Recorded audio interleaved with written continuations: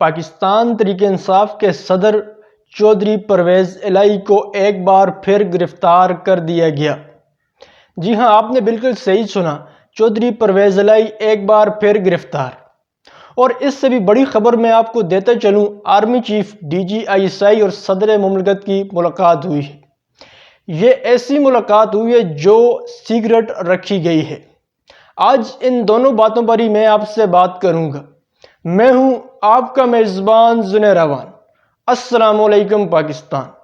سب سے پہلے بات کرتے ہیں چودھری پرویز الہی کی۔ جب کل جمعے کے دن لاہور ہائی کورٹ کے اندر عدالت لگی تو عدالت نے چودھری پرویز الہی کو صبح 10:30 پیش کرنے کا حکم دیا، لیکن جب عدالت لگی تو نیب نے چودھری پرویز الہی کو پیش نہیں کیا۔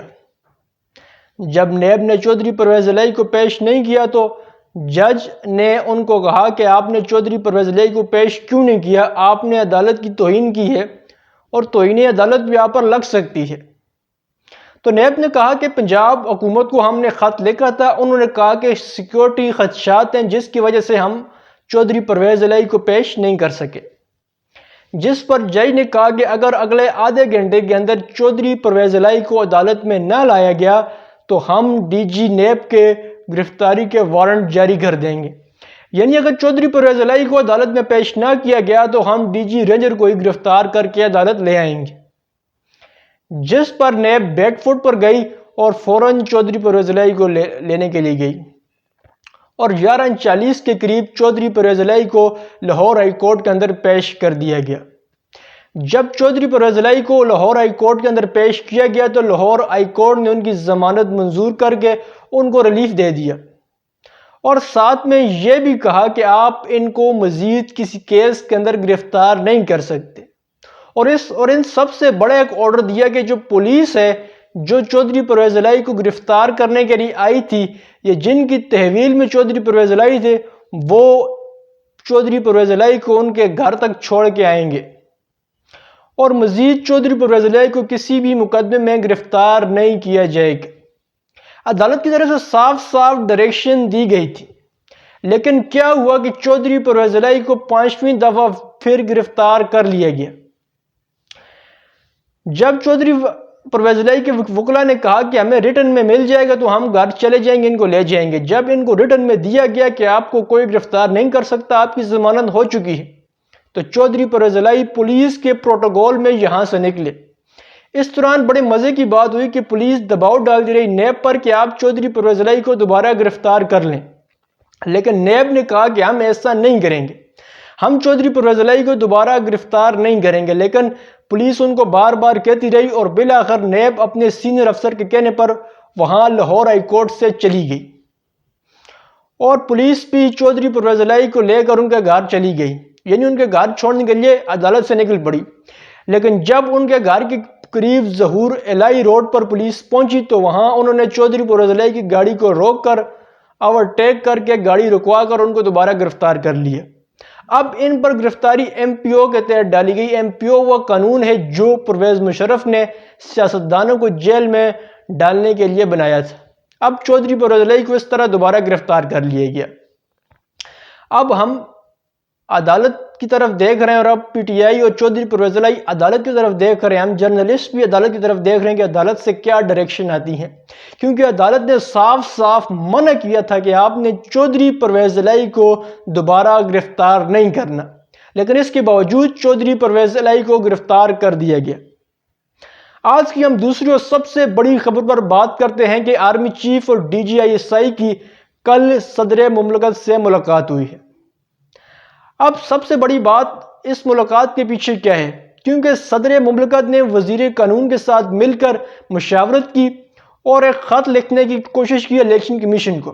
وہ پہلے بھی 2 خط الیکشن کمیشن کو لکھ چکے ہیں، لیکن اب وہ یہ سوچ رہے تھے کہ نومبر کے اندر ہم کوئی الیکشن کی ڈیٹ دے دیتے ہیں، یعنی صدر کے پاس اب بھی اختیار موجود ہے کہ وہ الیکشن کی ڈیٹ دے سکتے ہیں، کیونکہ اسمبلیاں وقت سے پہلے تحلیل ہوئی ہیں۔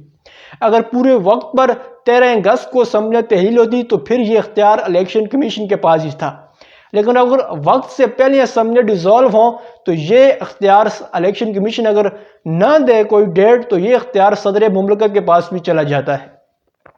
اب صدر مملکت نے ڈیٹ دینی تھی نومبر کی کہ نومبر کے اندر الیکشن ہو جانے چاہیے، اور اس سلسلے میں انہوں نے وزیر قانون سے بھی مشاورت کر لی تھی اور ایک خط تیار کرنے کی شروع کر دی تھی، یعنی ایک خط تیار کیا جا رہا تھا۔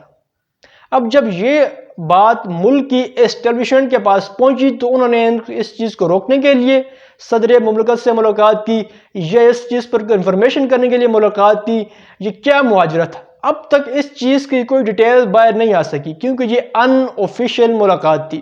یہ ایسی ملاقات تھی جو وزیر اعظم جو صدر ہاؤس کے چوتھے فلور پر ہوئی جہاں پر صدر مملکت کا آفس ہے، اور یہ ایسی ملاقات تھی جہاں پر سب سے کلوز جو پرنسپل سیکرٹری ہوتے ہیں یا ڈی جی ملٹری جو سیکرٹری ہوتے ہیں صدر کے، ان کو بھی روم سے باہر نکال دیا گیا۔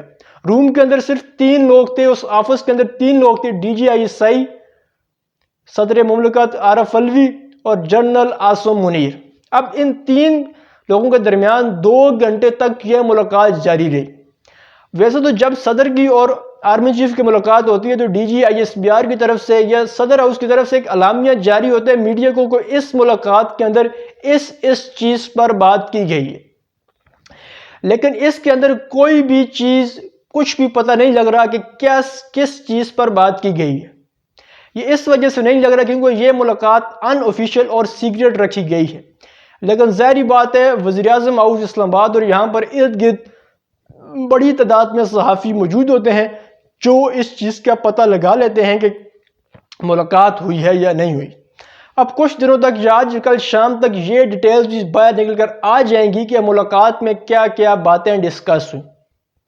اب بہت سے صحافی کلیم کر رہے ہیں کہ یہ ایک عمران خان کو راضی کرنے اور ان سے صلح کرنے کی بھی ایک کوشش ہے۔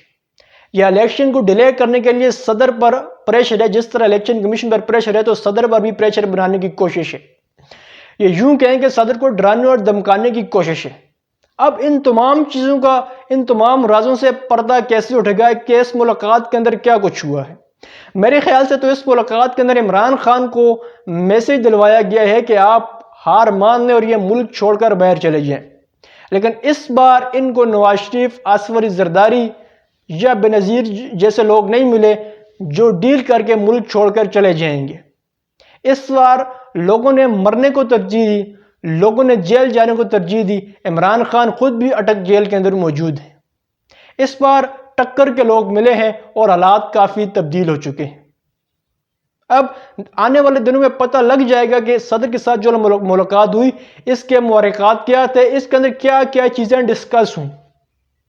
بہت جلد ان چیزوں کا خلاصہ بھی ہو جائے گا، لیکن بغیر الیکشن رکوانے، الیکشن ڈیلے کروانے کی کوشش نظر آ رہی ہے۔